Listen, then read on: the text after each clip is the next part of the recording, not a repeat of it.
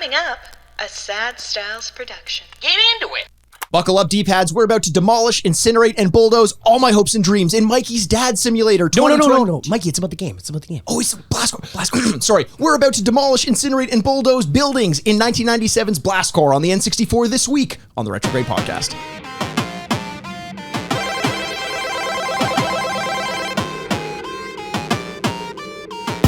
Welcome to the Retrograde podcast, where we remind you what you used to love and whether or not you still should. I'm Andrew Bascom, and with me as always is the bad boy of podcasting, Mr. Bebop himself, Mikey Rarenworth.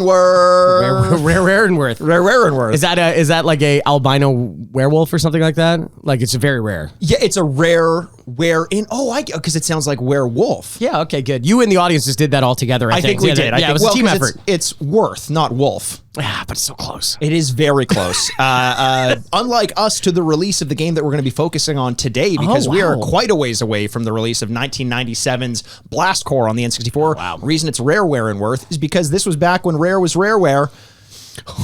This is who sells seashells. This is a nightmare. I don't think it's who sells seashells. I've never found out. We know she sells seashells. But who is she?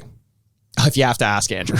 If you have to ask. We should get Agatha Christie on this or something like that. Well, look, if this is your first time listening to the podcast, first of all, welcome. Secondly, thank you. Thirdly, typically what we do on the podcast is take a look back at the games that we used to play when we were kids. Usually it's something we had an affinity towards one way or another. We rate and review the games out of 4 bits based on our memory of playing the game as a little kid. We play the game, come back, and rate and review it out of 4 bits as it holds up in the modern day against like some modern games. Does that sound familiar to you, Andrew? Yeah, that sounds about right. It's a pretty similar process to what we've been doing for the past 4 years. Oh, okay. I'll take your word for it. So that's strange because you sounded surprised when I said that. Right. Okay, now I'm even getting more of that vibe. Like you're barely here with me right now. Number 2, thanks. Number 2. Yeah. That's what you just said. Number 2. Oh, number thanks. 2. Number 2, thanks. I think we should say that all the time now. Number 2, thanks. I say that every morning after I drink my coffee and make my way to the bathroom. I stand up, everyone around me is like, you know what you should do instead of saying number 2, thanks? Flush the goddamn toilet. There we go. I don't do it. That's very rude of you. It's very rude of me. Number 1, also thanks. You're like, oh crap. No, he's not getting it at all. God damn it. First of all, pull your pants up. Why are you still naked? Also, why are we all in this bathroom with you? Why do you invite us here every morning? Stop calling a meeting to this bathroom. He's at the head of the table, which is of course a toilet. I don't even work here. And then we try and break it up, and then you're zooming from the toilet. And Mikey, it's goddamn it, Jesus! What a beginning to every single one of my days. You'd think I'd find a new way to do it. And every single one of these episodes. And every one of these episodes, this chaotic energy, which I cannot wait to relive with you at the beginning of each of our recordings, Andrew. It's been a bit. We had to get a little bit ahead of our recordings prior to this one, so I've got some updates on some games and stuff that I've been playing. If you would do so well to indulge me. See, now I'm asking the questions. Now I'm unsure of where we're going right now. Thanks. Okay, so yes, absolutely. I would love to hear all about the updates that you wish you were going to give to me. Okay, I am. Yes. Okay. So 2 updates that I want to give. Oh, great. The games that I've been playing. Thanks. Okay. Number 1. No thanks there. No. That's number 1. That's number 1. The game that I please. So this is more of a general comment on gaming in your 30s. Oh. Because Outer Wilds is the game I've been talking about for the past few weeks.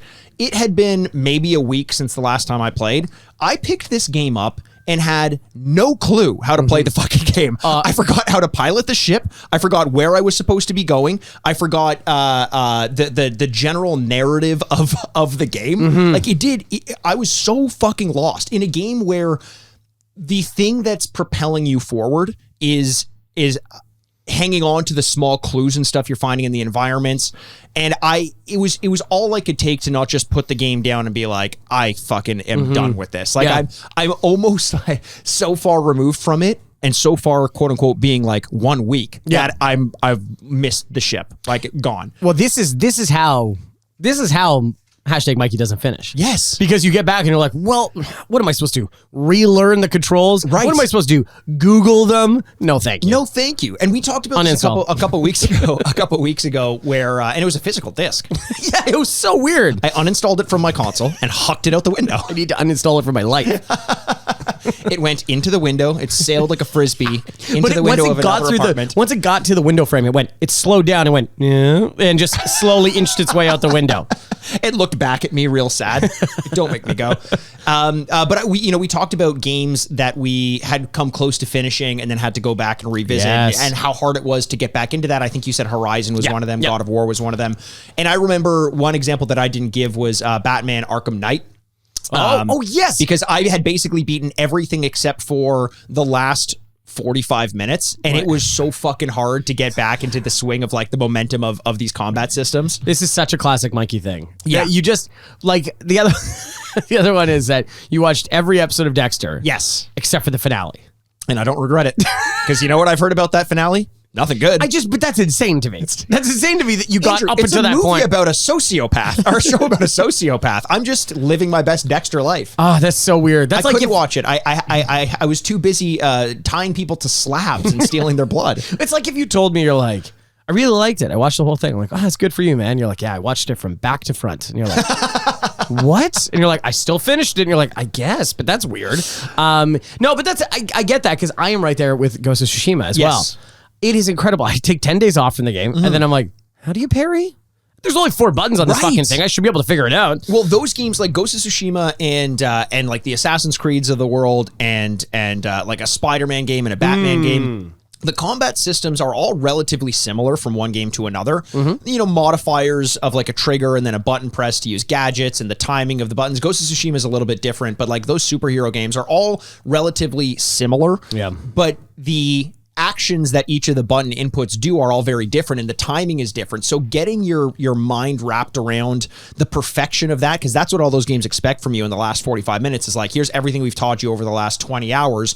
Put it all into practice here. And I'm just like, I don't know what the fuck I'm supposed to do here. I ended up beating it. That was fine. But Outer Wilds, I don't know. I'm interested to keep at it, but if I can't put like 3 hours in a row each time I play, it just doesn't feel worth it. The game is meant to be played in multiple cycles at a time, and I'm just like, man, I don't know. I don't know how much more I can stomach of relearning all of the mechanics as I go into it, because it weirdly becomes a game that requires a lot of mechanical finesse. In a game that would otherwise be considered like a walking sim. I think a lot of people think it is. It's not. It's much more of a complex kind of mechanical game. But did you tried to get back to Ghost of Tsushima? I did. So to pull back the curtain here. Pay no attention, by the way, to the man who's there. Why is he there, by the way? He's paying rent. And I'm not going to say he comes in, views the place. First of all, I didn't have it listed. Wow. But he's like, I'm like, you know what? I'm lonely.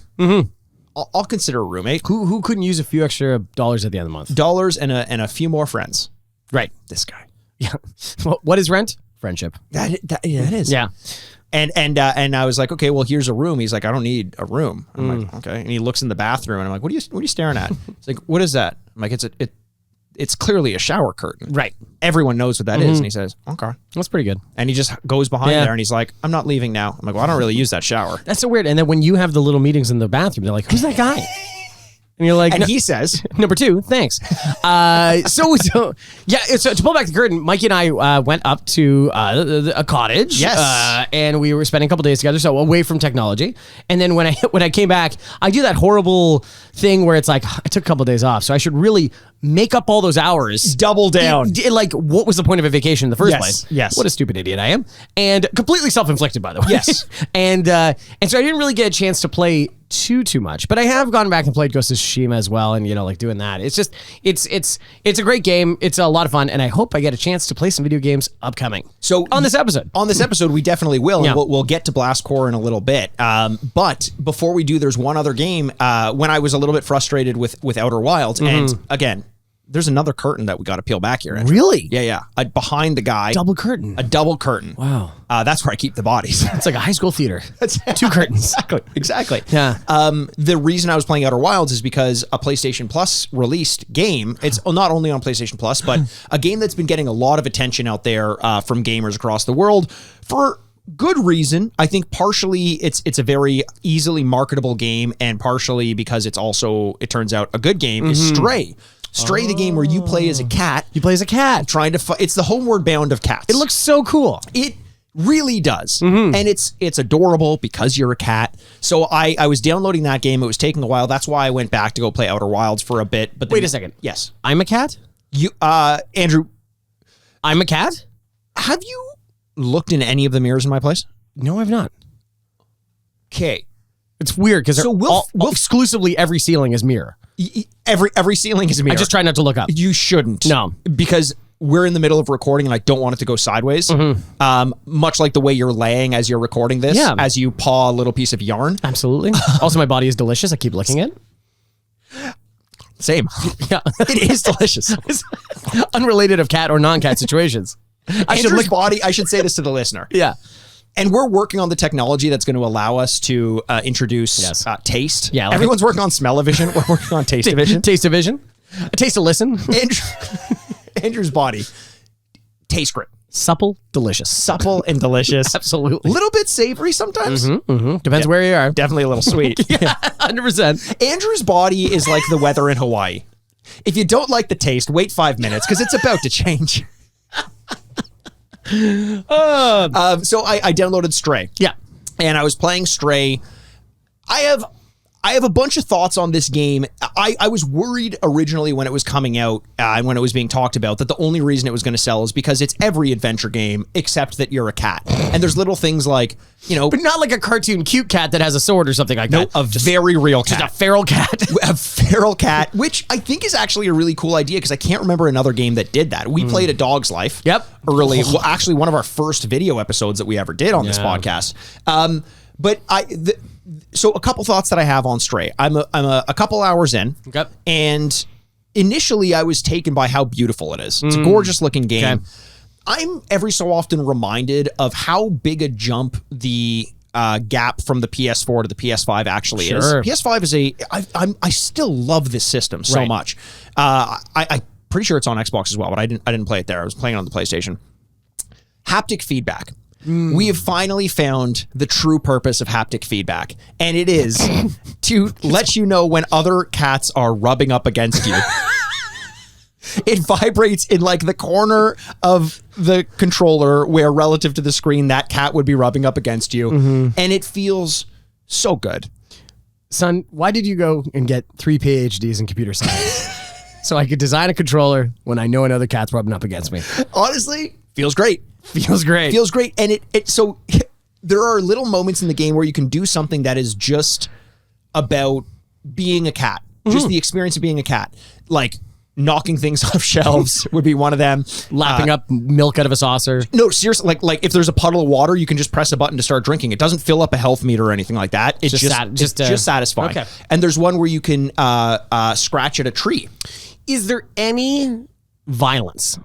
Can you paw at something? So there is no attack button so far, at least where I'm at. I ended the game where it kind of opened up where I got a form of technology that's going to allow me to speak to people and open up doors and things like that, which eventually they had to do. I totally open up doors, pick locks. Yes. Also, it would be really funny that this like very realistic game and you're just doing stuff and it's just like speaking. You're like, hello. Like, oh, whoa, what the hell? The cat sits there cross-legged. Have you heard about my podcast?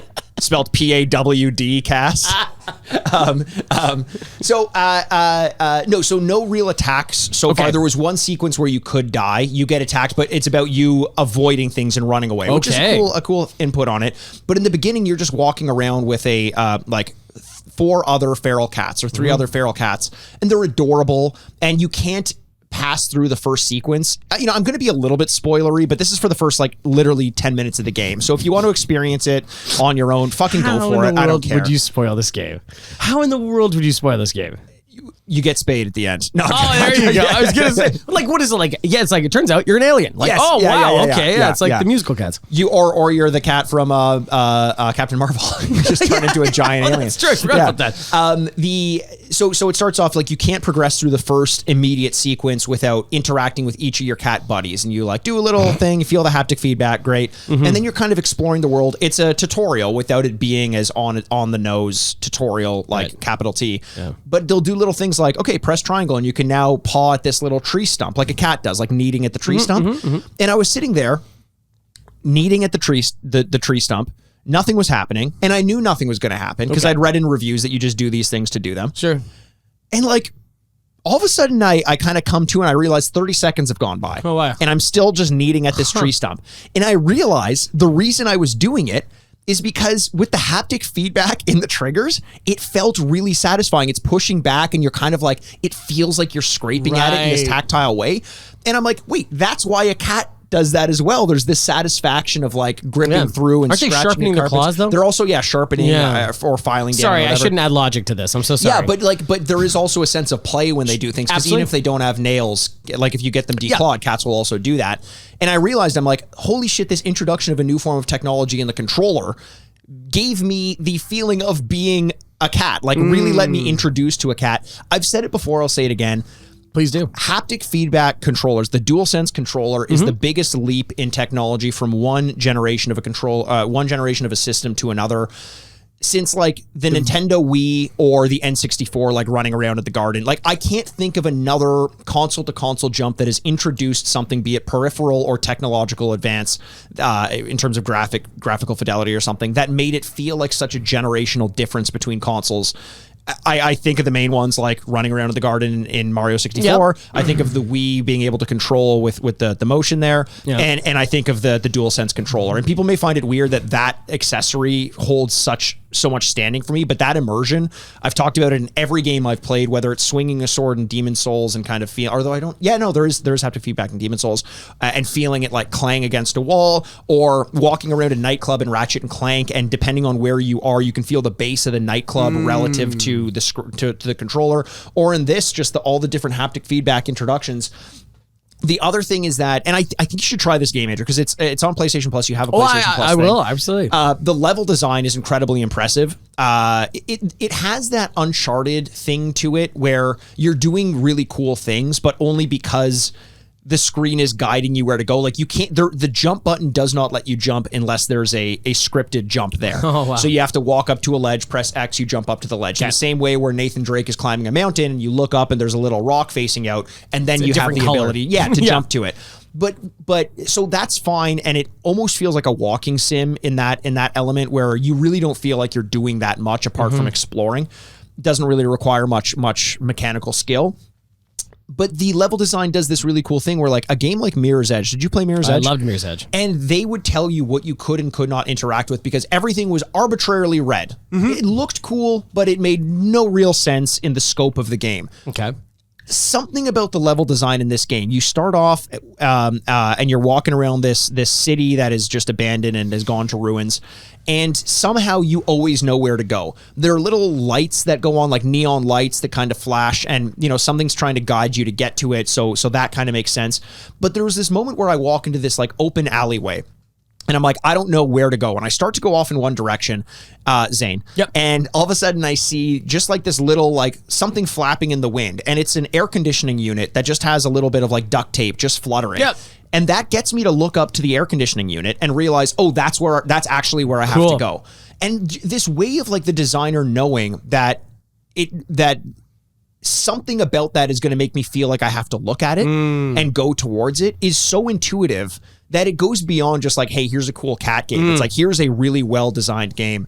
And then there's all these like all the little things I mentioned, scraping like kneading at the carpets and things like that. You could tell that the writer's room in this game just sat down for like a week straight and it was like, what are all the annoying ass things that cats do? Because we're gonna let the player do that. There's one point where like an AI is trying to communicate to you through a screen, and you jump up on the table, and all of a sudden you're typing back to it with just the cat like you walk on the keyboard and it's just gibberish coming across. Because like every time you've been working on like an essay and a cat jumps on your keyboard, there's a piano you jump on and you're like, dun, dun, cats dun, love dun. pianos. Cats love pianos. You can just like slowly paw like cans of paint off of a shelf. Like all these things that kind of bug you about being a cat, but are what we love about their mischievous nature. You can do in this game too. I'm having so much fun with it. That's great. It's really, I don't know how long it is or if I'll finish it, but well, based on your prior experience, no, you will not finish it.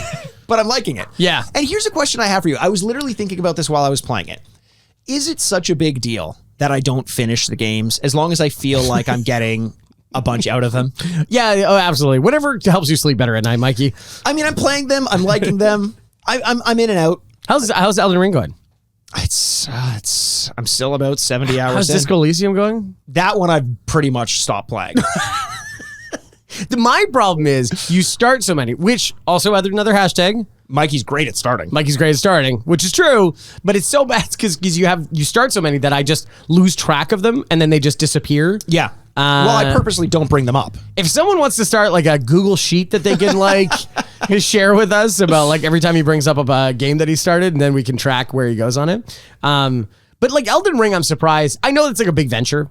Like I know it's a lot. Yeah. But that's the one because you're such a fan of the franchise it's tough for me though because there are so many good smaller games coming out.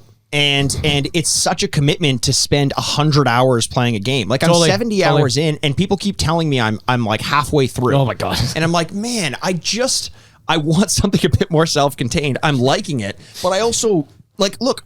I've got a gaming podcast. I need to be able to change up what I can talk about from week to week.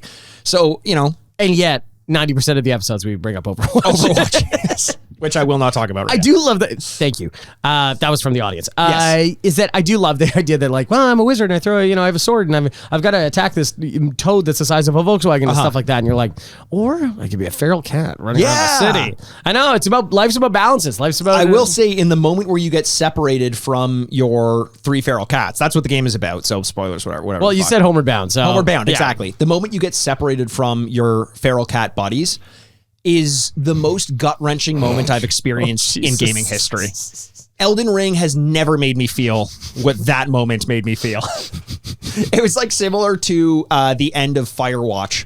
Oh yeah, that was devastating. Where I won't say what happens, but that was a devastating moment as well. And Firewatch again, mwah. Yeah, the fire goes out. That's it. It's a metaphor. It's a metaphor because here's what happens is you spend the whole game. It's like a 12-hour game. It is. It's and so you sit there and you sit there staring at a fire. Yeah. And the instruction is don't you fucking dare look away. No. And after 12 hours, someone calls your name. So instinctively you just hey, what's up? And when you look back, fire's out. Fire's out. Because you didn't watch. Yeah. Fire watch, game over. Game over. You have to start again. What are the games that, and this is actually probably good for the D-pads as well, so get at me, but is Retrograde Mike, Retrograde Andy, Retrograde Pod. What are the games that when they finished, or there was a moment in the game where you kind of put down your controller, or you did the thing that Mikey did when the cat was kneading the tree, and you just kind of go, you didn't realize it's been like minutes, and you're like, whoa. Like good question. I always think about that with BioShock Infinite. Yes. BioShock I'm already in the bag for, like this is very much like an Elden Ring kind of thing. Well, you're Mikey. in the bag for the most part for everything. Oh yeah, no. I just mean exclusively I always got pissed drunk when I played BioShock. Oh, I thought in the bag I meant like what you do with a feral cat. You throw it in a bag and huck it into the river. In the river. Which is such a weird expression that we were drowning cats so often that we needed to use like a euphemism of like, oh, it's like when we drown all those cats. Yeah, or like let the cat out of the bag. Yes. Oh, right. Is that what that is? Probably. Holy shit. Okay, yeah. But what are those moments? And like just when, I'm not going to ruin BioShock Infinite because you should go play that game. But when they at the first BioShock, they break the fourth wall. It becomes a very meta idea about what video games are entirely. Right. And then so the second game, which I don't know, I want to go back and play, didn't do the same level of twist. It's like watching an M. Night Shyamalan movie and going like, oh, so it's just a movie? And then the third one, they find a way to up that fourth wall breaking meta about video games as a whole and make you question why you do anything at all. There's always a lighthouse, always a girl. There's always a lighthouse, always a girl. Which, if you don't play the game, you don't know what it means. So go play the game. But is that I just sat there and just watched like the credits and going like, oh my God, what is life? Like kind of thing. So good. I had that actually with The Last of Us Part 2. Oh. Just sitting there because I know you and I were planning on doing a bonus episode about The Last of Us, and I was just gathering my thoughts, just kind of sitting there. Solemn, sad, like wondering when I was going to get another chance to visit these people again. Yeah, sad because of some of the credit sequence that you get to see. Just a great, man. The more I think about that game, the more I just really fucking love that game. Really good. Yeah. And that's another one of like, I think for any example that somebody's going to come up with this, I don't think anyone's going to have like a control or a mechanic in a game where they sat down and went, oh, wow. Yeah. Oh my God. It most likely will be a storytelling element. Yes. So it is really more as video game as a whole, as an art form instead of just the specific medium of video games as a whole. Sure. Like a movie could end and you could be kind of taken away in the same way. And it often has, and I'm like, did I have doubts? So did I shared the doubts with the actress as well, but like the last What choice would I have made? Because I think Sophie made the incorrect one. That is what everyone said on the way out of that theater. I think if given the choice, I would have gone different. What would have you done? I don't know. But that Last of Us 2 is so true. Like, it's just because it is like a human story in general. Like, so everybody's wrong. Like, Yes, you know what I mean? Yes. We all suck. What a way to live life. The nature of revenge, which is what most video games are based on and predicated on, is flawed inherently, and the cycle never ends. And yet, this is how we play games. You mentioned us walking out of the theater, as we all remember with Sophie's Choice. we And a lot always of people actually don't remember this about the theatrical release. Okay. You've seen Clue, right? Of course. And Clue, they had. Go ahead. Sorry. No. I know it's Clue, really funny movie, but they had multiple endings that they would ship to different theaters. Right. Yeah. And this was kind of, people don't realize this, but there was a moment in the theatrical release of Sophie's Choice where they pulled the audience. Right. Oh, they did. They did, and they Everyone would pull out your phones, and then we're gonna vote on this. and everyone would pull the rotary phones at the time. Meryl Streep turns to the camera. What do you think I should do? A for boy, B for girl. I like that there's 4 outcomes, and you're like, you've seen both where they save both children, and you're like, what's C and D? 1, the Nazis just let him go. Number 4, that's the exclusive cut that no one talks about. Meryl Streep just pulls out a gun and mows everyone down. Everybody. Including the kids. And she takes to the jungle. It's guerrilla warfare from that out. No one gives me an ultimatum, cocks a shotgun. She looks up at the eagle's nest and says, I'm coming for you. And then the movie ends. It's the reason Hitler blew his brains out. He was tired of Sophie. It's John Wick, the Baba Yaga in the form of Meryl Streep. They killed John Wick's dog. The Nazis killed Sophie's children, and Sophie's Revenge is the second one. Sophie's Choice, Sophie's Revenge, Sophie's denouement. Oh God! How many more video game podcasts bring up Sophie's Choice as often as we do? Not enough. Not enough. I would say, I do. Top 5. Listen, if you have a lick of development talent in your bones, please make either a point-and-click adventure for the game Doubt or a point-and-click adventure for the game Sophie's Choice. We need it. We need it so bad. Oh, we need it so badly. That, or you need to install exit signs in the game Doom. Yes. Like all the rereoccurring jokes we bring up all the time. Doom. That's the point of it. Is just find the fucking exit. That's it. End game for doubts is you gotta have doubts. Gotta have doubts. You're building the dossier, as much information as possible. Yes. And then at kind of the end, do you have doubts? I have doubts. Incorrect answer, correct answer. Yeah. Start again if you get it wrong. Like, I don't think you got the point of this movie. You need to have doubts. That's it. One question before we move on and talk about Blast Corps specifically. Oh, right. You know, I mentioned on the PlayStation Plus I downloaded Stray, and I never would have played this game if it weren't for PlayStation Plus and a subscription service. And it got me thinking. I know that there are a lot of hesitations around subscription services. Right. And I don't know enough about it to know definitively, but do you think that subscription services in games like PlayStation Plus, like Game Pass, helps or hurts more people than the model prior? Because there are a bunch of games out there that probably will sell a lot more and probably make a lot more than they would have otherwise. Is it an elimination of the middle class? Is that what this is? Where kind of they talk about the UFC in this way as well, where if you're bottom of the totem pole, you make way more money than you would have made otherwise. If you're top of the totem pole, you make a pretty decent chunk of change. But if you're middle of the pack, you're very underpaid for what it is that you're bringing to the table. Yeah, it's interesting. I don't know, because it's, if we look at TV and movies, and with less and less people having cable, like, to be honest, I don't know anyone my age has cable. And, we were doing that because it costs less than cable. I can get all these movies and TV, and I don't have to pay whatever, $80 or something like that. In Canada, that's insane. And plus, you get to watch at your own convenience, right? 100%. Like, turn it on, start, whenever. stop, Yes. whatever. Yeah, you don't have to wait for it to come on. Or have a TiVo or whatever the hell, DVR or something like that.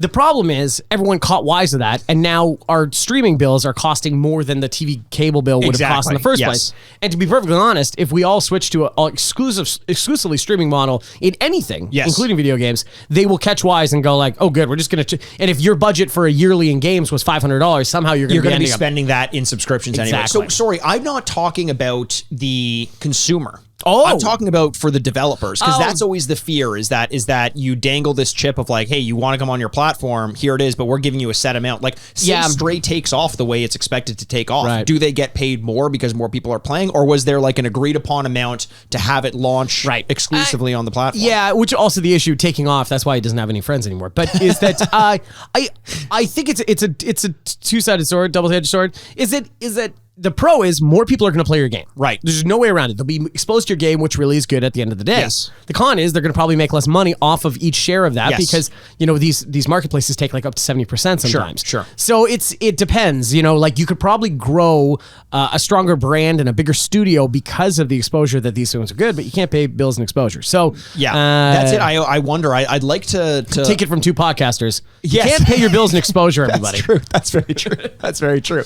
But you can pay your bills by developing a Patreon crew, like patreon.com/retrograde podcast, where we play you all the gameplay segments from every episode. We do 2 bonus episodes per month as well. We did a spoiler cast of Thor: Love and Thunder earlier this month, and we've got another special podcast coming up prior to the end of this month. We usually do more than 2 bonus episodes per month, and it's just a great community that we're building over there. So if you like the sounds of our voices, and who wouldn't, and you want more of us, more typically non-video game related stuff, movies, TV shows, drafts, conceptualizations of different types of video games, hit us up there, patreon.com/retrograde podcast. Yeah. That'd be great. Please do. It's a lot of fun, and I can't wait to record the next one. But yeah, until then, though. Well, speaking of hitting us up, how about demolishing things down in Blast Corps from 1997? Came out March 24th, 1997 in North America. March 24th, not 1997, but March 24th, my mommy's birthday. Whoa, it's your mom's birthday. Yeah. So happy birthday, Mrs. Mikey Mother. that is her last name. Mrs. Mikey Mother? Mm-hmm. Well, that makes sense on why she would call you Mikey then. Yeah. It was a self-fulfilling prophecy. Well, if you name your kid Jeeves, I have a good idea what their job's going to be one day. They're going to be a search engine. Don't you dare speak to Dogpile like that. My child, DuckDuckGo.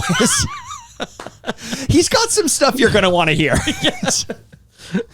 I'm very disappointed by my child Pornhub. I'm not. It's doing really well. Get it. Get it. Is that a Canadian company? I think it's from Montreal. Oh, it could be. I don't know. Not that why Local would I jokes, Andrew? I guess. I don't know. I think Pornhub's a pretty well-known thing. Every time I log on, I salute. Thank you for your service. God save God save the Queen. Yes, absolutely.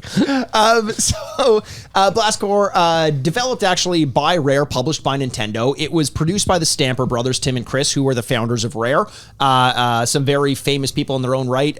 Made quite a bit of money with the purchase of Rare from Microsoft in, I believe, 2002. But it always, like, going back and looking at that story always reminds me of how massive Rare was for Nintendo. They had 7 enormous hits on the N64, and basically like doubled the number of big hits on the N64. One of the notorious things about that console is that it was huge for what it was in terms of progressing the technology, but it didn't have as many great games as people remember. I think there were only like 300 games on the N64 total, like not a ton, and not a ton were great. I think a lot of people struggled with how to develop games in 3D the way that people wanted. So Rare being there and just making these gangbuster games, like they were handshake close with Nintendo.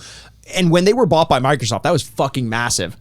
But they obviously hadn't been bought by Microsoft in 1997. This was Rare's first game on the N64, but first of many. Many others include GoldenEye, Conker's Bad Fur Day, Banjo-Kazooie, Banjo-Tooie, Jet Force Gemini, Killer Instinct Gold, etc., etc., etc. It goes on and on and on. And this game was actually, Blast Corps was featured in the Rare Replay, which came out on the Xbox 360 not too long ago. A game we actually played, I think, the original Battletoads on the Rare Replay back when. Yeah, that's what it was. So an interesting story. Did you have much of an experience playing Blast Corps? I played it a couple times. I don't know if I'm going to review it until we play it. It's one of those games that kind of existed. It did exist. It did exist. Yeah, it did kind of exist. That's true. And I think what's happening here is we're getting a lot of new listeners for this episode because it's a Berenstein Bears situation, Mandela effect situation, where people are like, did that game ever exist? And they're searching Blast Corps and they're finding this podcast, and it is the last known thing. I didn't know these guys do myths. I didn't know they do myths. No. But we did Myst once. We did do Myst. And if you missed that episode, go back and listen. You know what I do want to say, actually? We've had a lot of people reaching out to us recently about going back to our back catalogs. Yes. And you and I joke about how the quality of those episodes are probably dog shit. You're joking? What? You're joking about that? I'm not. It's dog shit. No, but people have been reaching out to us to say, like, guys, it's not as bad as you realize. They're like, it's pretty good. Kissing my boots will get you nowhere. It is bad, and we both know it. Kissing my boots will get me somewhere. Get you somewhere. And get me somewhere. To climax. Exclusively only wearing boots. Only wearing boots. I don't have to wear them. I just want to watch you kiss them. Yeah, they're in the hallway. They're in the hallway. Yeah. You can be downstairs. I can hear you and be like, this is working for me. Loud cartoon smooches. Yes, exactly. Yeah, very good. Yeah. They don't think it's that bad, eh? No. So, if there is an episode that you're interested in, one that you want to go back and listen to, maybe give it a shot. I can't guarantee it's going to be great. It's definitely lower audio quality, and you and I are not as comfortable on the mics, especially in the earlier episodes. But give it a shot. We've had some format changes. We've focused less on video games in the past, more on video games now. But, How about this? I don't want to give people too much homework, but if they go back and listen, and there is one that's egregiously not only bad, but like scores-wise bad, and you're like, these only sound like the guys that I know, mention it to us, and we will do it again. Yeah, because we've done that with a couple episodes. We have, because we knew we were wrong, and especially in the first 10. Yes. But now we've done 200-something, and so it's just, they're 221 is this one, yeah. Oh, thank you very much. Is that some of them are just going to be outliers. Yes. So go back, tell us. I want to go play Myst again. I would love to play Myst again. Myst is a I great think game. Myst was pretty well reviewed, actually. I think it was, but I'm not sure I liked it in the current score. Yes. Yeah. I think that was the issue. Yeah.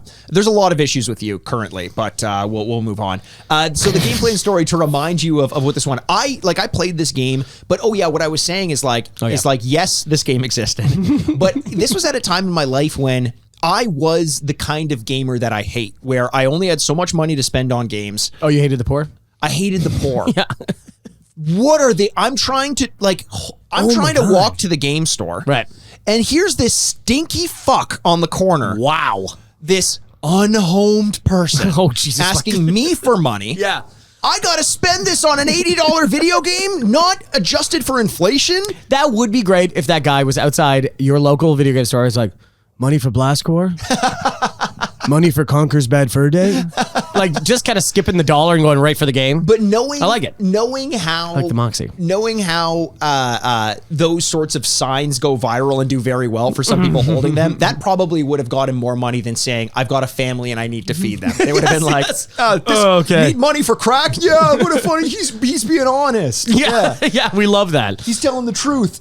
No, but I would look towards games that I didn't have and want them to be bad because I didn't have them. I didn't have enough money to buy or try every game. But you're describing how console wars start. That's what I'm saying. I was the kind of person that I hate now. Let everyone enjoy what they want to do. Who cares? No one can play everything. Yeah. Unless they're me, because Mikey's great at starting.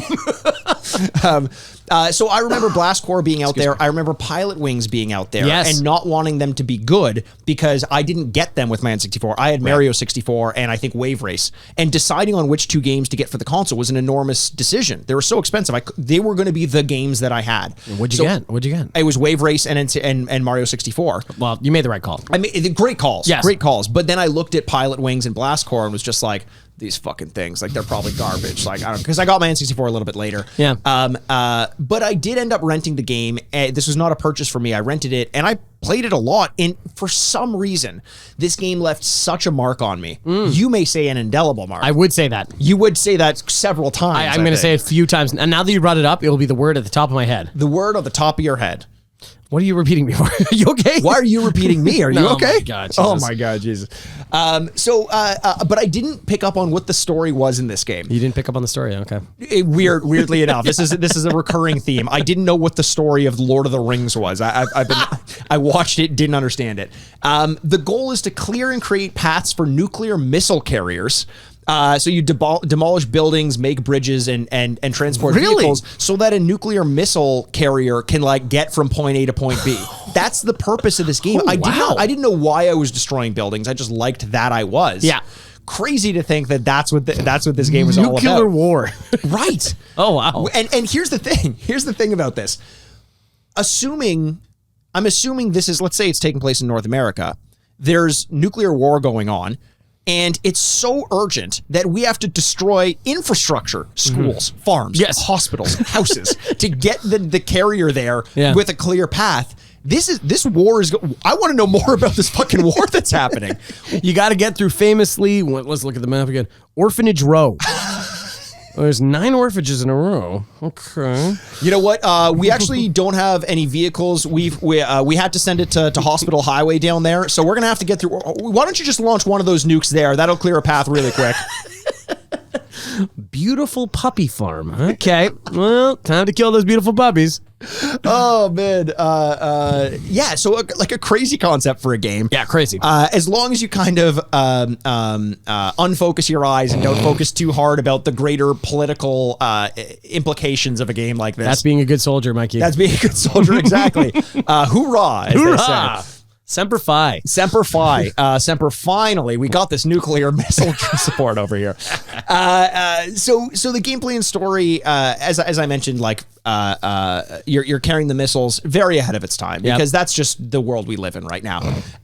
So sometimes you're doing things like destroying this infrastructure and bringing things to very important areas. There's 57 levels in total, 8 vehicles in total. Okay. There's a bulldozer, a dump truck, a buggy, a tricycle, which is called, it shoots missiles. Don't ask. Okay. A pressing truck. I don't know what else it's called, but this is my most memorable vehicle from the game. You have these things that shoot out from the side and demolish buildings beside you. Cool. I remember that one. And then you have robot mechs, which are also very cool. There's one featured on the cover of the game. I was so sure at the end you were going to say Corvette or something like that. You know that what would I mean? be, or like the Age of Empires, the mod with the Viper? Dodge Vipers, with the machine guns. That's what I felt like it was coming to. Like, not only can you kick ass, you can look good doing it. You can look good doing it, and if you want, you can take names. But it's up to you. It's up to you. You don't have to. Yeah. It's also up to you once you beat each level, you can replay it. Okay, I'm going to say this. I don't want to scare you. Okay, please don't. Are you ready? Yeah. Are you sitting? I can't tell because my eyes have been closed this whole time. Yeah, you're very scared. I am sitting. Okay. There's a ghost mode in this game. Okay, what the fuck Andrew, are you talking about? I tried to warn you. I tried to warn you. Mikey, it's August. We can't. What are you talking about? Hang on. I just had that feeling, the pricklies in the back of my neck. I've never known what that meant. Yeah, you're like Will Byers on Stranger Things. Will Byers on Stranger Things. Mm-hmm. Who's got the neck thing, and then he's like, monsters. Oh, see, I was thinking Haley Joel Osment. Okay, yeah, that's good too. I like that. Yeah. Spidey sense we could have gone with. Oh man, like you sense spiders everywhere? Sure. You know what? Actually, pretty good. I do have that. Wouldn't that be great if he's like, oh, there's spiders around? Like, meanwhile, Rhino's like demolishing Hospital Highway and Orphanage Row. Peter, we get it. There's spiders everywhere. Spiders are here. He's like looking at a forest. He's like, don't go in there. Yeah. There's spiders in there. No, we know. It's the version of Batman where he's afraid of bats. Like he's like bats. Okay, sorry. So Ghost Mode, something that was featured heavily in games of this time, where you basically like see the version of your past trance through the level. Yes. And you kind of compete against it. I actually like those. I did too, because it's like a transparent version of you that you can kind of see. Yes. Yeah, I know. Compete against. And everyone knows I'm very opaque. I do not. I keep things very close to the chest. I'm not transparent. I'm like, look at that version of me living its life, way to go, crying in public and telling people how it feels, being a little bit less robotic. So the one interesting thing about the development of this game is they introduced, because it was like, you can make your way through the level. There's a timer, which isn't technically a timer. It's the vehicle, the nuclear vehicle, going through the path, because it doesn't stop. Mm-hmm. So if it hits anything, you lose. So the timer is essentially like, stay ahead of this marker in the level. Right. But you can still do it quicker. You can hit other objectives and things like that, and you would get a ranking for each level, a gold, silver, or bronze. Mm-hmm. And that gold medal system was very ahead of its time, because you would then get things like that. And, I'm thinking something like Angry Birds or something like that. So they give this game to the Japanese and the American QA testers to like see how it goes. And all of a sudden there's a competition between the Japanese and the American teams to see who could get the higher score. And they got so good at it that the development team basically said like, okay, people are beating gold without issue. We need to put a very difficult mode in there for platinum. Okay. Because it's just like giving that extra, like really going hard on yourself, which was very difficult. The lead designer, Martin Wakely, said that he never would have thought to increase the difficulty. He was only ever able to beat 4 of the platinum levels. Wow. So it just goes to show, like, once the public gets their hands on a game, it's always harder than, it's always easier than the development team is going to realize, because the general public is going to find ways to break the game and just get way better at it. Oh, it's so true. But that's true of everything. You hear that in architecture all the time too. It's like you can design the most perfect thing in the world, and then once you see people interact with it, you're like, they're not going the right way. Yes. You're like, okay, interesting. Like, okay, wow. Because people gotta, and that's really cool that they were able to do, it's like a Frankenstein's monster thing, where it's like able to do something that even the creator couldn't even do. I love hearing stories like that. There was a cool story about, I think it was Skyrim, Elder Scrolls. Yeah. And they have this a system where the world is living whether you're there or not. There's interactions happening.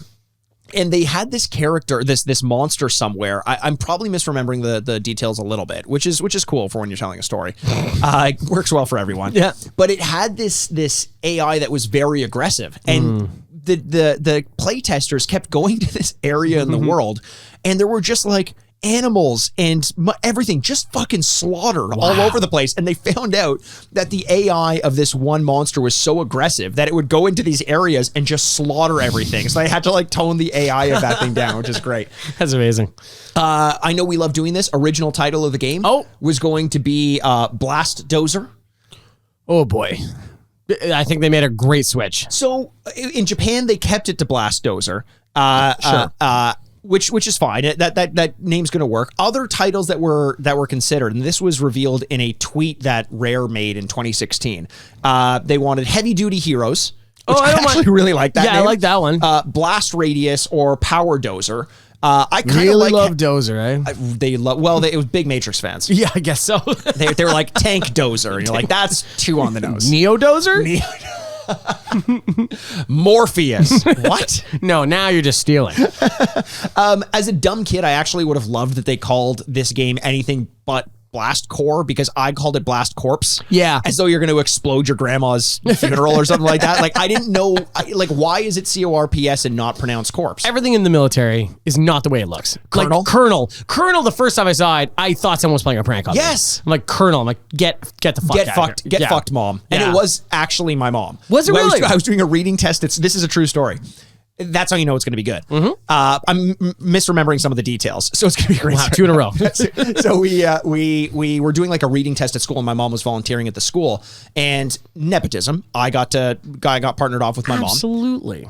And she'd show you a word, and you'd say the word, and they'd see what it was. And I got every word, and then she showed me COLONEL, and I knew that Colonel from the Metal Gear games was spelled COLONEL, but I didn't want to embarrass myself by just completely going off the board and saying Colonel, because my mom would have been like, my son is, you can imagine the word she would have said. This was absolutely. It's a different time. Different time. So I didn't. I said Colonel, and she's like, no. You stupid idiot. Very disappointed. You're walking home. Yeah. Lieutenant is another one. Lieutenant is a great one. Yeah. What is wrong with the military? Yeah, I don't, well.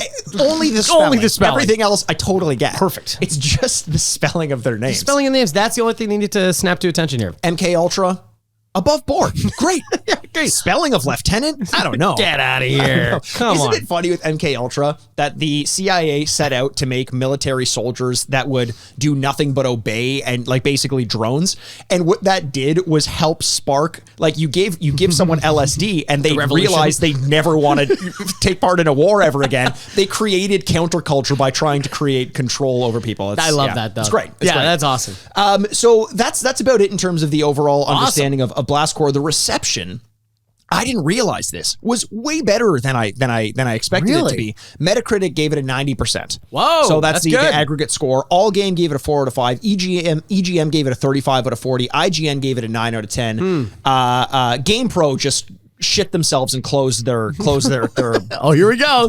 They just couldn't even give it a rating. They're like, this is more than we've ever. The editor-in-chief losing his mind yet again. Every time I get 3 words in, I pass out onto my keyboard.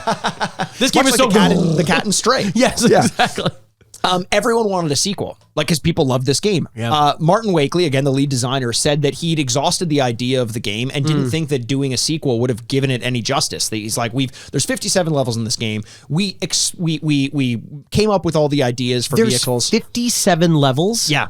But they're all basically just puzzles. Yeah, but still, 57 is a lot. Yeah, honestly, it's pretty good, especially given the replay value with the No, don't do it. Don't do it. Don't do it. Andrew, the listener needs to know what I'm about to say. Please, Andrew, please. please, I just need you to calm down. Yep. I'm going to say it. Okay. I just asked you not to, but that's fine. Yes. Okay, I know you're feeling about this. Uh-huh. But we have to be professional. I know that it's July. You said August. It's July. I did. I said it's July. I'm sorry. But you were scared. I get it. I am. I'm scared. You panicked. I'm so nervous. I'm going to say it. Mm-hmm. Okay? Mm-hmm. But you need to look me in the eyes. Mikey, I'm staring at you because I'm furious. Okay. So you're going to do it whether I want to or not. Ghost mode. All right. See, the problem with this game is that they start... Just 1 second. Oh, shit, it's coming back. No. The shiver's back. Oh, the shiver's back. Spiders. Is that they went right to nuclear missile. Yes. If it was just missile, you know what I mean? Right. Then the sequel could have been nuclear missile, and they're going through cities and they're like, or like bigger, more orphanages. More orphanages. Yeah. Super orphanages. Super orphanages. Nuclear orphanages. These kids with glowing green eyes are trying to rip at you and stuff like that. Oh, there we go. There you go, Martin. Get Martin on the phone right now.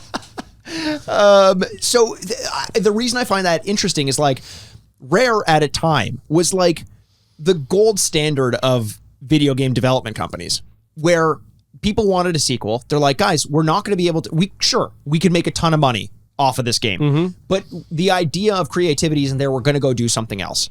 Like nowadays it's the opposite. There are companies that want to work on other games, but they're like, Assassin's Creed makes too much money. We can't not make 100%. These games. Like, but it's sequel culture in general. Exactly. You know what I mean? Exactly. Yeah. So, Rare became a Microsoft property and whatever. I still love Rare, but it's interesting to see that back then when they could have just kind of cashed in and made a sequel, they never did because the premise wouldn't have been interesting or creative enough for them to have done it. As of 2014, it actually made IGN's top 100 Nintendo games of all time. I think it was number 98. Wow. If I'm not mistaken. Yeah. Seriously, that's a big thing though. It is. And a game that I'm excited to go back and play again. When I finally rented it, I had a shit ton of fun with it. Yeah. So when we're going to go take a break, we're going to play the game. You're going to be giving it your review based on what you think you would have thought about it had you played a little bit more of it when you were a little kid when it came out in 1997. Yeah, I'm going to be giving it a rating based on what I actually thought of it. Very subjective as a kid playing it out of 4 bits. And then we're also going to give it another rating out of 4 bits for each of us, based on how the game holds up in the modern day against modern games like Ghost of Tsushima, like Stray, like Elden Ring. Wow. And again, it's Blastcore or Elden Ring. It's one or the other. You got to choose. We're at war. We're at war. Nuclear war. Come on. Get out of the way, orphans. We got some kids to kill on the other side of the world. Oh, God, Mike, I'm excited to play this game. I'm excited to play this game as well. So if you're going to join us for the gameplay over on Patreon, great. We'll see you there. If not, we will see you on the other side in 2 shakes of a nuclear orphan's tale. Oh, Jesus. They would have tails. Oh, my God. Just a reminder that you can now find our gameplay segments where we play through a portion of today's game and provide video commentary while doing it over on our Patreon, patreon.com/the Retrograde Podcast. Join the Mushroom Club for $5 US per month for access to all the gameplay, plus 2 to 4 bonus episodes per month where we do things like character drafts, top 10 lists, and even take some suggestions from our community. So show some support to the podcast by joining the Mushroom Club at patreon.com/the Retrograde Podcast for access to bonus content and all of our gameplay segments. We'll see you guys on the other side. And welcome back to the Retrograde. Bang, crash, boom. Yeah. Bing, bing, bing. Sit and zoom. We got what is this name? J-Bomb. J-Bomb. Yeah. J-Bomb was our favorite of the cars. Yeah, if you were over at patreon.com, thank you very much for listening. But if you weren't, J-Bomb is one of the mech suits you can drive in Blastcore, and you dive from the air and destroy things. Yeah, you can. The only one that we came across that you can fly in. Yes. And then crush the building. So listen, nothing changed from the premise that we laid out in this game. It is as advertised. Yes. There's a nuclear missile carrier. By the way, every time before I say that word, I don't know if I'm getting it right. It makes sense in my mind, but that's probably not what it's called. Nuclear or nuclear? Oh, that's nuclear? The thing. I always, because I know that you say one of them and you get made fun of. Oh, fuck. I don't know. Nuclear. See, I thought it was nuclear. Okay, was that different? You and I were saying it differently? Yeah. You say it again? Nuclear. Nuclear. Oh, we are saying it differently. You're saying nuclear. I'm saying nuclear. Nuclear. I don't know which one is which. Okay, I'm also screwed up because The Simpsons, where Homer goes, it's pronounced nuclear. Yes. Nuclear. And I don't know, because he's famously an idiot. And a big dum-dum. And then I was like, is he getting it right or So wrong? I had a situation in my life. You know the show IT Crowd? Yes. There was an episode where Moss, who is like the smart guy, he's always right about everything, but he's just obnoxious and he's a machine. Yeah, he's a jerk. I get him. I relate to him quite a bit because I'm right about everything and I'm a jerk. Sure. And he has one episode where they go out for tapas. Oh, there it is. And he says, I believe it's pronounced tapas. And I, because he's always right, pronounced it tapas for the next 10 years of my life. Wow. And finally I was like, no, it's tapas, not tapas. And finally a Spanish person was like, no. No, and how dare you correct me? Yes, exactly. It's tapas. It's tapas. And then I realized that the writers of that show must have played a prank on me. Yes. Or like the people who Very just... specific. Yeah. They're like, there's this kid in Toronto. I don't know. Fuck that guy over so hard. I can't wait to go to a tapas restaurant. A tapas restaurant. But we tapist our way through these paths of destruction in this game. It's a really interesting game. Yeah. Because instead of just giving us a clock, which by the way, there was a few levels with clocks. But that was more, a challenge mode. Yeah. But nonetheless, the idea of the missile carrier. Yes. There you go. That's great idea. That is our clock. You know what I mean? And that's the urgency in which to create. That's like the back of the level, like in a platformer game where the level kind of moves and you have to stay in front of it. That's 100%. kind of the same premise of that. Yeah, and I like it. Honestly, I hate timers in video games. It's honestly one of the reasons I have trouble with Outer Wilds, because there is literally a 20-minute, 24-minute timer for every run that you do. Oh, wow. And sometimes it limits how much you can explore. And I'm just like, oh, fuck, guys, I just like, stop it. Just let me go with my leisure. I like that. Get off my dick. Life is stressful enough. What are you doing to me? So I thought that the fact that there was going to be this carrier behind you the entire time would be stressful and I wouldn't like it. But it kind of stayed out of the way. It wasn't really about forcing you to stay on the edge of your seat. It was allowing you to do a bit of exploration while understanding that there's something else going on that you need to keep an eye on every time. And that's fine for me. Especially, you mentioned the levels that do literally have a timer. Those ones, they'd be like, you have 6 minutes to do this. And it would be a struggle to take more than 30 seconds. I was like, what the fuck is going on with this? I know, it feels like a joke. Yes. And then at the same time, the levels did get difficult. So that clock feels insane because you need 10% of it. Yes. And then the levels, you're like, hey, or imminent collision, you need to hurry up here. So there is, I don't know. I do appreciate that there is a training, level at all. Yes. But it didn't really translate into the game that much. Well, here's the thing too, 57 levels. We probably got through about a quarter of the game. Yeah, that's kind of crazy. And they're quick. They are quick. I don't mean in a bad way, by the way, too. Like, if they were super long, that'd be annoying. The N64 was the era, like, I think of GoldenEye. The reason why I want a remake of GoldenEye or a reimagining of that, and there's a game that is, I can't remember what it's called, but it's a first-person shooter that's an homage to N64 era first-person shooters. I think it's on Steam. Can't remember what it's called. It's like Secret Agent 64, something weird like that. Yeah. But those bite-sized mission structures where it's like, here's a 4-minute level. And if you do it in a minute, you unlock a cheat. So there's some bonuses to going back. Like, do you remember that about GoldenEye? You choose the difficulty, which gives you more objectives, and each one of them will take like 5 to 10 minutes. Absolutely. Then I remember playing a game like Halo on a console, because that was really the only other, the next first-person shooter apart from the rare games like Perfect Dark that I played on a console and really enjoyed. And I remember being like, these levels are an hour long. Yeah. This is stupid. I didn't like it. Now I've grown to appreciate it, whatever. But this era of bite-sized missions, I really did like it. It was fun to me. That's good. And I felt that in this one. There are several types of missions. There's the type where you are trying to stay ahead of the aircraft or the missile carrier. Thank you. Very good. Hey, Andrew, by the way. Yeah. It's been going great so far since you brought that up. Thank you. I think the listeners are having a great time. Okay. I know I'm certainly having a good time. You are? And usually this is like, I talk about the stress of playing a timed video game. Right. The stress of recording a podcast with also a time. Which is timed as well. Yeah. But it's just the sitting across the room from you. And like, it's just, you get it. It's just. You don't like the me part of it? I mean, yeah, like, okay, wow, it actually was easier than I expected. But yeah, no, you understand. And so usually it's just like, this is like a gross feeling. Okay. You know the feeling like when you have an STD and you're just walking around carrying this dirty secret? I don't actually. Not right now. No, never. I never had an STD. No, neither have I actually. You never had an STD? I've never had an STD. I thought you did. No. Oh. That All my explains so partners little. did too. Wait a second. You thought I did? Oh, I thought you constantly did. Oh yeah, always, all the time. Yeah. Yeah, just like just like. And there's no shame at that, by the way. No. I'm glad you were sexually active. I wish you would protect yourself more, but I wish you care for your own. am the most protective of that kind of thing. I'm very scared of sex. Did you ever hear that? Did you ever hear that? Which is so real. That's what's so funny about it. And sad. But is that like people are like, yeah, we're 2 condoms. And then you started hearing they're like, that's actually bad. They rub together and then they wear it. And that's like, that's why we're 3. So so when the atomic bomb carrier. Oh, Andrew, really done. Thank you. In those levels, you're kind of staying ahead of the missile character. I mean, it is a character. It's got It some should be like personality. J-Bomb, where he's like sitting on the thing, like, come on, guys, hurry it up. J-Bomb, we need 10 minutes on J-Bomb when we get to that. So in those levels, you start out in one vehicle, and you find that it's usually beneficial to switch to a different vehicle. Right. Because there are some hidden around the level. So you start in a bulldozer, and you can find a vehicle that goes off of jumps and lands on buildings, and that's what destroys it. Cool. There's some that have a benefit of like you drift into the building and that demolishes. Yeah. Use the weight of it.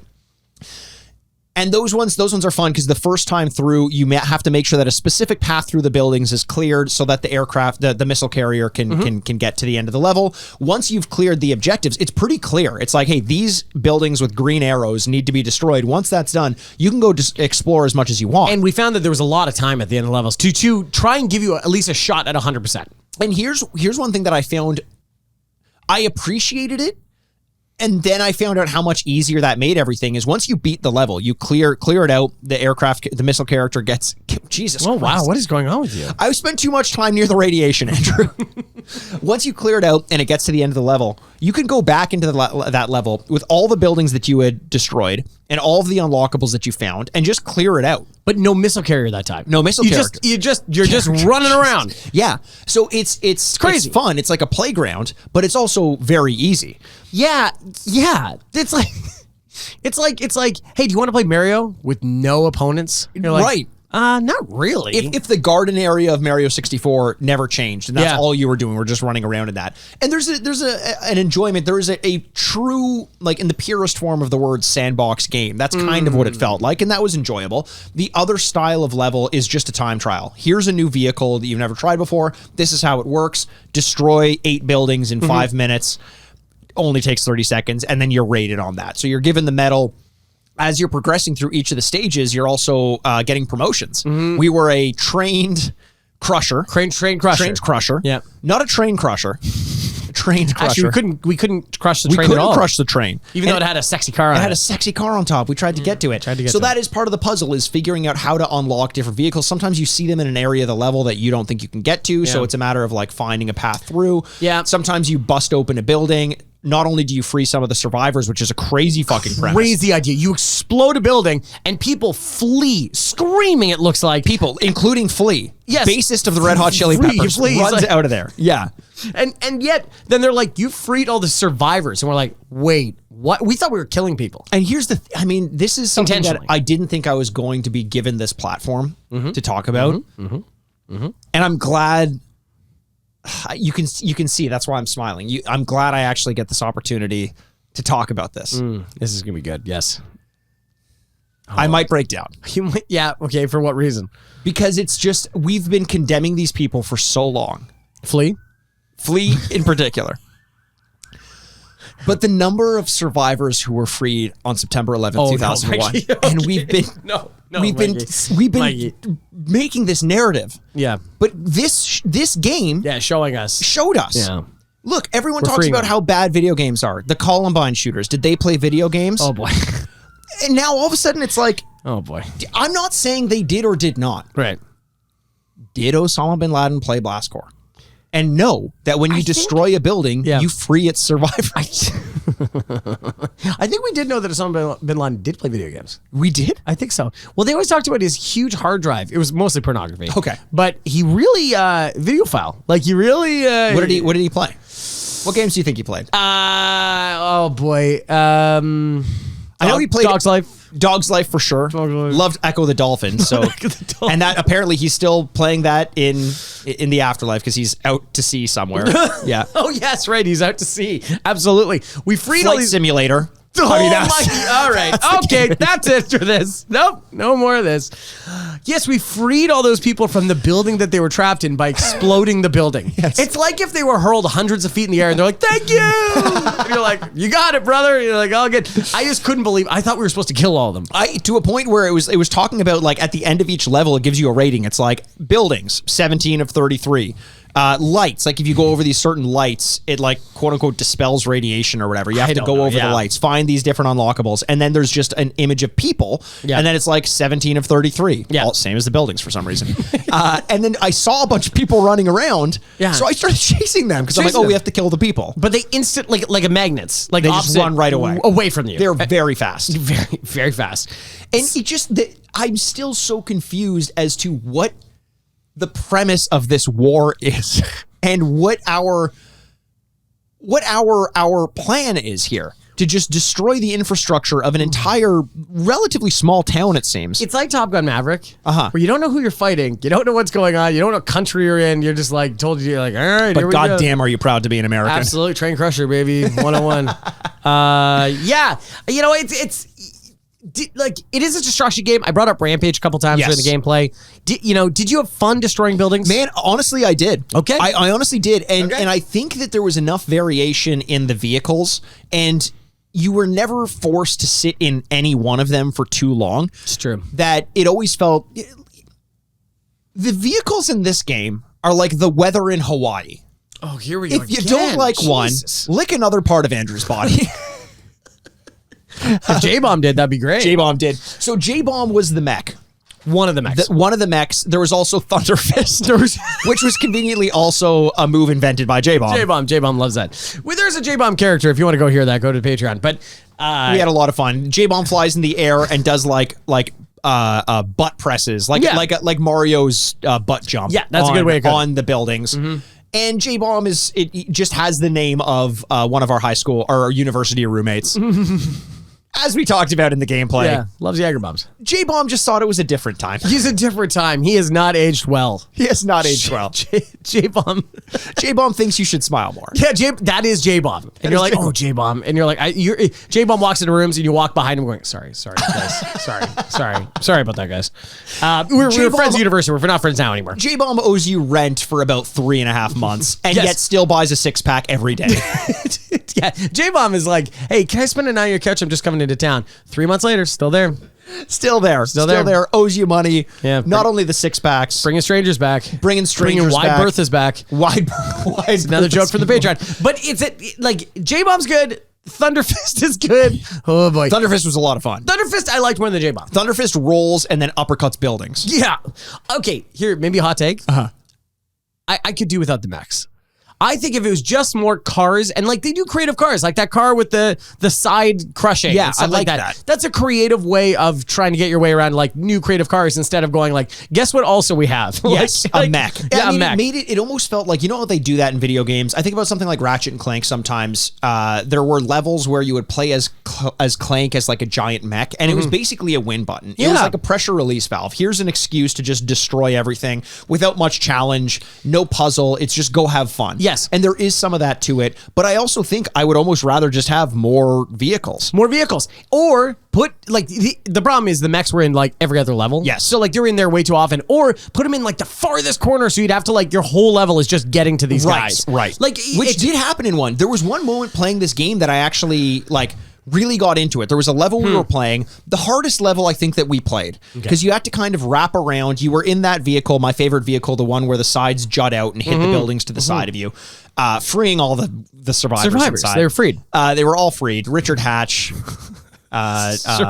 Rudy was there. Sue Hawk, Colby, Linda. You could tell which season like you stopped watching it. Yeah, exactly. You only named the first 2 seasons. Yeah. Ethan. Third season. Yep. Yeah, very good. Rupert. Rupert. Russell. Russell.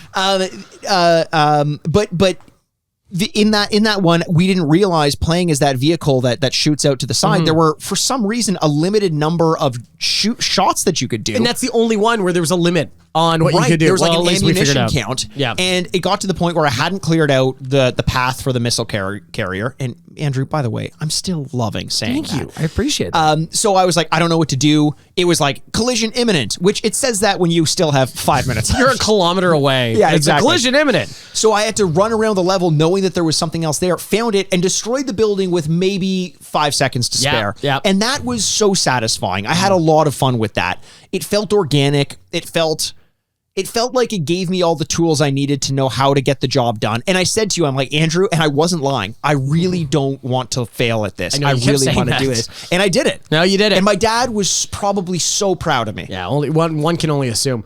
I just wish the game manufactured more of those moments. Yeah, that's you know true. what I mean? Creating that instead of like, well, you got it, way to go. Yeah. You know what I mean? Well, Or like there would be more because like there is the only reason Yeah. only reason that happened was because we were unaware. That's true. That's true. You know what I mean? That's the only reason it happened. Yeah. I imagine that the later stage levels, like levels 50 to 57, are probably the most fun. Or chaos. I just think, at this time in the late 90s, people were probably designing games to an audience that had no experience playing 3D games. Well, for sure they didn't. Yeah. And I think that meant that they dumbed down the difficulty because we had to relearn spatial awareness in video games. Right. Same thing with something like Mario 64, which again aged incredibly well because it was fun great game. even if it's not difficult. And at some points it was difficult. But so something like this, it's like they ramped up the difficulty in such a way that going back to it with the spatial awareness, with the familiarity of how to use joysticks and not having to learn the muscle memory of all that,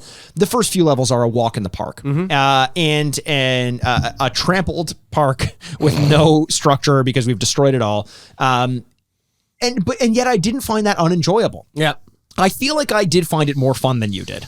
Yeah, I think this kind of goes back to the rampage thing I was talking about. You could, once you destroy a building a few times, you're like, yeah, okay. And then you try with a different car, you try with a different animal or something like that. Yeah. And you're like, yeah, okay.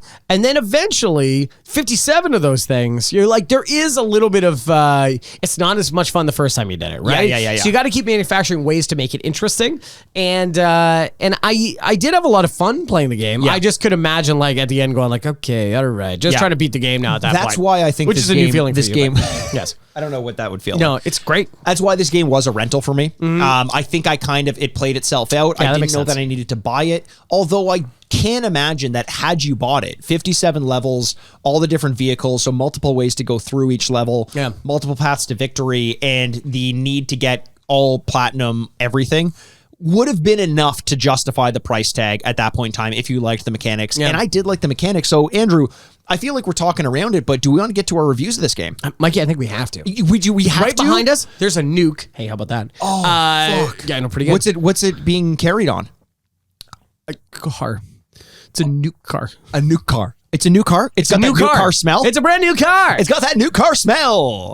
Let's give our reviews. All right, so as we mentioned earlier, prior to the gameplay, typically what we do is we give the games a rating out of 4 bits. This is our rating based on the game, based on our impressions of the game back when we played it when it first came out. Because Andrew didn't have any experience or didn't have enough experience to base a full review on playing it back when it came out in 1997, he's going to be giving his rating out of 4 bits based on what he thinks he would have thought about it had he played it back in 1997. I am going to be giving my subjective childhood score, my review out of 4 bits based on my childhood version of myself playing this game back in the day. And then we're each going to give it another rating out of 4 bits based on how the game holds up in the modern day against like some modern games. I love it. Okay. So, Andrew, why don't you start us off? Little baby Andrew. Yeah. 1997, sitting cross-legged in front of the TV. Absolutely. His mom crying because he's... Whoa. What happened now? What did I do?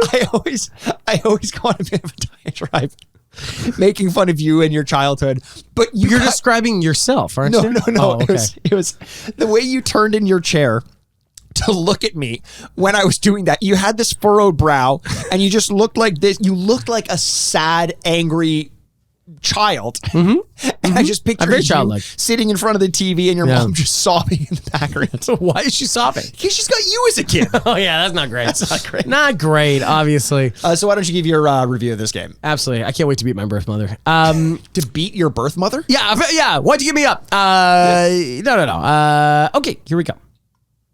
I like this game. And I would have liked this game because, you know, at the time, I think it's both creative and just fun to play. Yeah. Like, let's not overthink this. You're just destroying a few buildings, and that's all you got to do. Yeah. Like it's such a great like international premise where you don't even have to have to understand the language. Yes. To figure this one out. So I would have really liked it. It wouldn't have been one of my favorite games because like I really wouldn't have gotten too involved in it. It's not like this is my favorite car. Sure. That car and I are going to go to the end, like kind of thing. I don't know. I just couldn't imagine that. So that would have limited me from, you know, like you're saying, like buying the game, really falling in love with the game. But man, you would have had fun playing this game. Yes. You could go back and forth like we did, you know, just drinking orange soda and eating pizza and stuff like that as a little child, sitting cross-legged while our I was parents eating both the cried. orange soda, drinking the pizza. Oh, really? You freeze it, slice it with a fork, knife and fork? 100%, and blend the Interesting. pizza. Yeah, blend the pizza. Ooh, a pizza smoothie.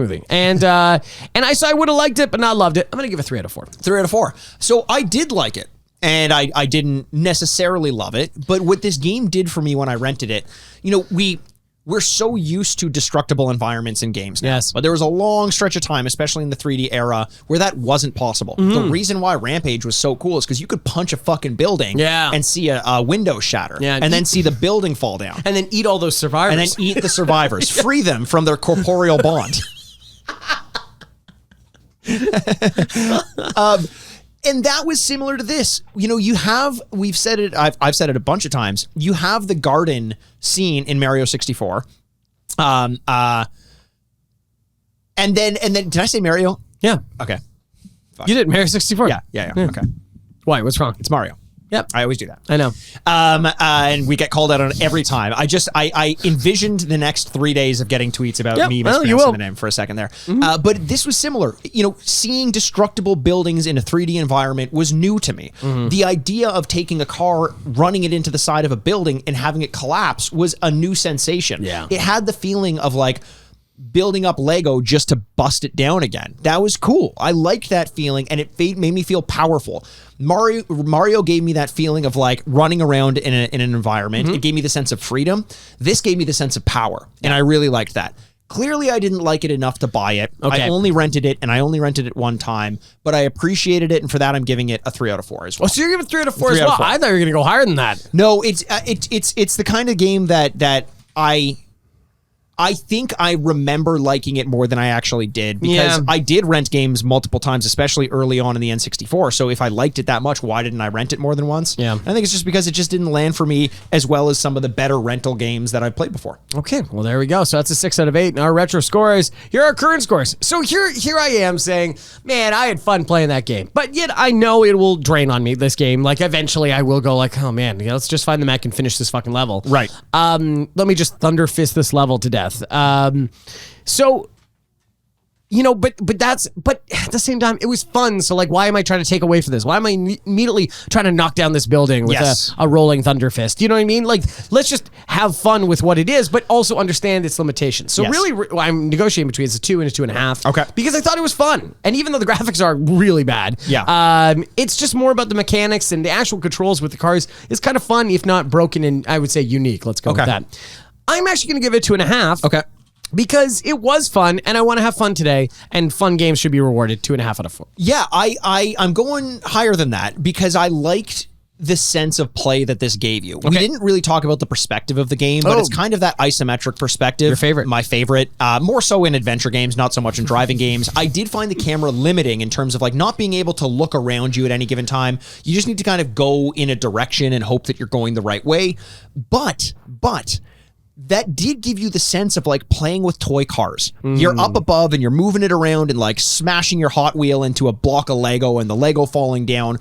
I feel like there's like a one-to-one to those two feelings. Okay. And it's a feeling of play that you don't often get in games nowadays.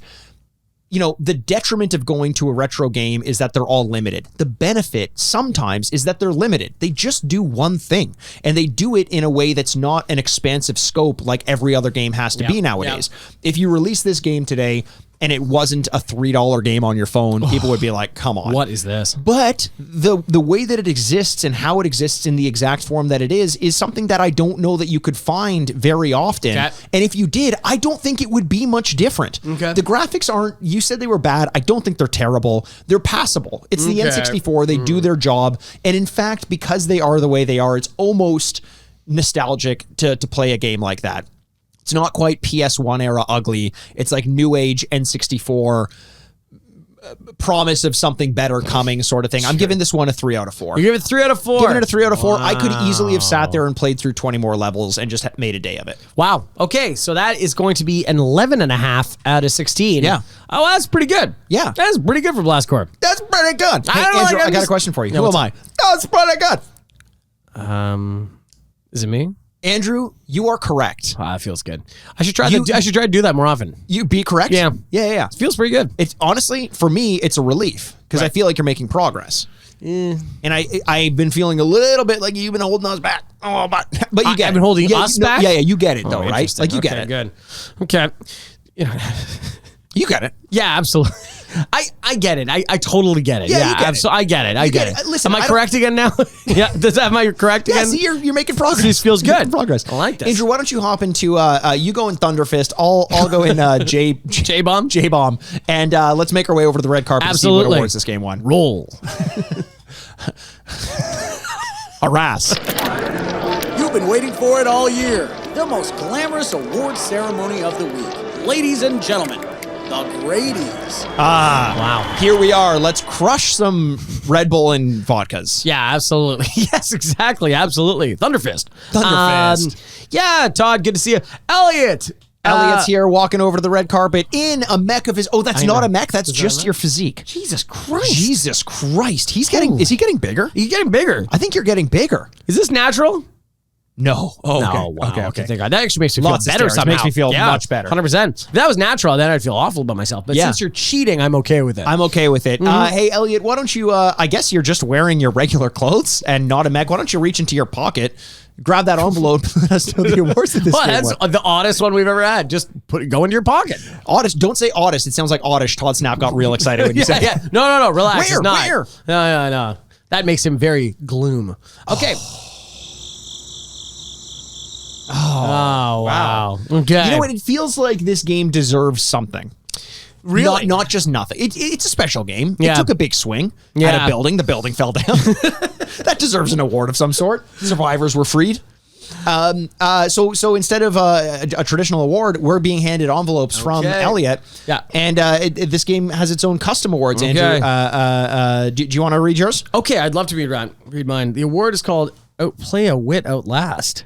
Oh, because of all the survivors that were in it. Oh, wow. Oh my God, beautiful. I like that one a lot. Okay, Thank you. I've got this one here. All right, Mikey, I can't wait to hear yours. This is gonna be very interesting. What award is gonna get? Oh, it's the Irish J-Bomb, because I'd like to just sit drinking and destroying buildings all day. And here goes Mikey's patent and throw. Wow, incredible. Now, we got about 20 seconds before that card comes back and offers us a paper cut, unlike the likes of which you've never seen Truly before. destroy us. Well, that was Blastcore. You know, get at us at Retrograde Mikey, at Retrograde Andy, at Retrograde Pod, excuse me, for all your thoughts on this game too, because sometimes it feels like these games, especially around this, that are like, whoa, Jesus Christ. Wow. Okay, we got another 30 seconds because that was a big throw. That's going to be it's gonna be a little figure eight or something like that. That are kind of like under the radar and like went and just forgotten about completely. Yes. If you still love this game, reach out at us. We'd love to talk to you about it. Yeah. But until then, we love every single one of you, and we can't wait to talk to you soon. My name's Andrew Baskman. With me, as always, is the bad boy of podcasting, Mr. Bebop himself, Mikey Aaronworth. This is the Retrograde Podcast. Game over. Number 2, thanks. Want more Retrograde in your life? You can visit our website for show notes at theretrogradepod.com. Follow us on Twitter at Retrograde Mikey, at Retrograde Andy, and the podcast at Retrograde Pod. Or Instagram at the Retrograde Podcast. For bonus episodes, check us out at patreon.com/theretrogradepodcast. Send your questions and business inquiries to the retrogradepodcast@gmail.com. See you next week, D-pads. Furnished by Sad Styles Productions. Bang, crush, crash, Whoa. boom. Yeah. Bing, bing, bing, sit and zoom.